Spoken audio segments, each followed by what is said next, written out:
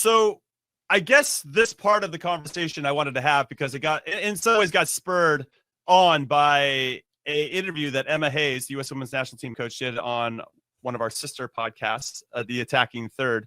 And she said this is her quote: "I want to get to the end of June." And she's speaking about next June in 2026, when that's a year out from the Women's World Cup in 2027. Okay, I want to give you some context there. So she says, "I want to get to the end of June where I have a really strong sense of a core group of players that will form part of the build towards the World Cup, but also know that we need to get some consistency in relationships and connections on the pitch. And we have to forego that for now while we're still evaluating players on an individual level."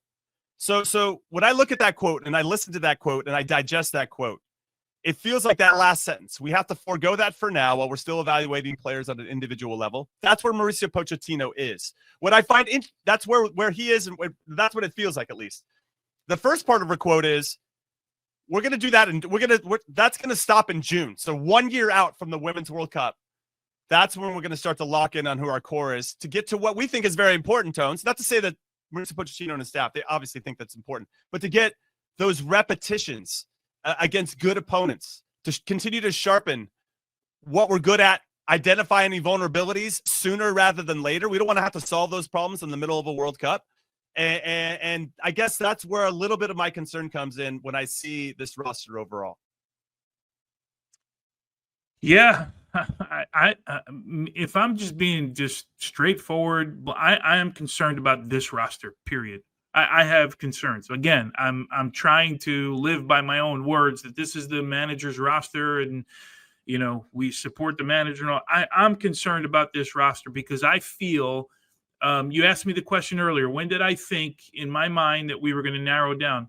This camp, I thought we were going to narrow down. Yeah. Of course, there's always one or two tweaks or additions and all of that stuff. So maybe like a Blackman who you haven't seen before, or a Zawadzki who was called into previous camps who got injured. You haven't seen them. Okay, you want to see them because your eyes need to be on those players and see them full. But I'm starting to think that some of these guys are Pochettino's guys. And me personally, I'm going to have to wrap my head around some of that because when I look at the roster, there's no one guy that I look at this, and I just want to make sure that I'm not eating my words here because I'm going to look at. There's no one guy that jumps off the page and says there's no way you should take that guy. Like there's not one. But when I put them all together, right, that's where I get a little bit concerned. So if someone said to me, I don't like I'm picking anyone. First one, B, Berhalter. I don't like Sebastian Berhalter. Okay, I get you don't like, but he doesn't jump off the page to me and go, he doesn't belong on a national team with when I think about the core group, right? Or at least what I think is the core group. So yeah, I am a little bit concerned by this roster, and they will get tested in these two games, by the way. Yeah, so let's talk then about, and this is a bit of a reverse engineer. Mauricio Pochettino and his staff clearly think they can get the team prepared in X amount of days ahead of a World Cup. I believe there's a 3-week camp leading into the start of it, potentially 4. I mean, the more the better, in my humble opinion, to get everybody together and working, trying to get everything worked out. I wonder if because he clearly is continuing to broaden the player pool, right? I mean, Blackman and Noah Kai Banks in particular, a bit of a surprise. Okay, so they're in, and you're trying to get some questions answered. Do they fit? How do they fit? Are they realistic options? Is it for the future? Whatever it may be. It's still I'm with you. It's a little bit mind blowing that we have 8 games left, and we're still trying to answer some of these questions. But there has to be some confidence within the coaching staff that they think, listen, all we need is maybe 2 to 4 games and that 3 weeks of camp. We've laid a good foundation for the whole group, for the whole player pool. Everybody knows what's expected, what the standards are, how we're going to play on both sides of the ball. We're going to have plenty of time to do it. And so I guess that's where I'm going to have to shift my perspective. Right. Is that's and at some point, and you've discussed this probably better than Chuck and I, or have been really steadfast in this. at some point we got to go all in on the team. Like in Mauricio Pochettino, we trust. Now that doesn't mean he's free from criticism or at least some exploration of some of his decisions.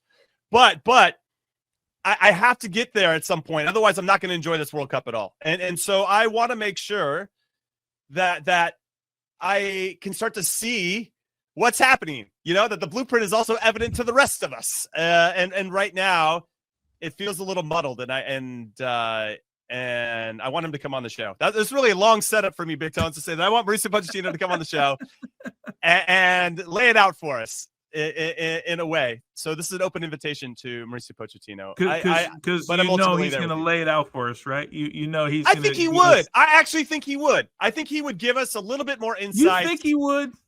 Well, I mean, what? It's not. Maybe he wouldn't, but I'm hoping that he would give us a little bit of a peek of certain decisions, and to validate some of his decisions. Like, I did this because of this, and this is what I was thinking. I think that would go a long way to helping us understand him, right? He's trying to understand us. We just want to understand him better. And I think if that can all be sorted out in a obviously respectful way, then we can start cooking in a more positive fashion, right? Because as I mentioned, I don't know if we said this off camera, the whole narrative around the U.S. men's national team is so emotional. Everything is so emotional. And there seems to be a lack of nuance to, hey, let's look at this unemotionally and try to really figure out what the plan is here. And I feel like if he came on the show, he could explain the plan a little bit better, and we could all just chill. So I'm always curious, like when we talk about these things, like, do we think the managers like owe us those conversations? Because I'm of the belief that they don't. If they do it, that would be awesome, right? It would be awesome to hear from Pochettino go, I left Weston off because, he's had some issues at the club in the beginning of the season in the past. He doesn't start the first game. I need him to settle in. And then you'd be like, whew, okay. He likes Weston. We like Weston. He likes Weston. We're good. We're going to see him at the World Cup. Like, next really cool. You know what I mean? Like Johnny Cardoso, new team. I talked to Cholo Simeone. Even though he's playing, he still hasn't learned exactly what I wanted. But I like Johnny. We're like, okay, good. Whew, we got another one down. You know what I mean? Like, like it would be great. I don't know that he owes us any of that. I'm not saying he does. No. I'm just saying in general. Yeah. I personally don't think managers owe us those conversations. It would be great to have. I just don't know that we would get them. We would get those conversations at all. Because I'm trying to put some peer pressure on him, because I think these managers. Okay, how do we do that more than? I don't know. I'm not exactly sure. You owe us. He owes the American public the conversation to do this. Just come on the show. It's fine. It's fine. Yeah, I just think like I really think like if you sat down with Pochettino, we had the chance to do it in LA. Like these guys, as much as we are into this and we follow it, they think it's such a different level. I mean, you saw it in your coaching school, probably, right? You see guys that. Like they just their brain thinks at a different level. I'm a fan, as you guys know, of this team. I want this team to have success more than anything in the world. I'm a believer that the more success that this team has at the World Cup, the bigger the sport continues to get, the bigger the more jobs there are. Like there's so many things that go along with them having success at the World Cup. No one wants them to have a good World Cup more than I do. And you're right, Jimmy, you nailed it. And I'll end with it. At some point, you got to go, every fan's got to go, in Mauricio Pochettino, I trust at some point, right? And go get it done. And then in the end, we'll judge and see how it all works out.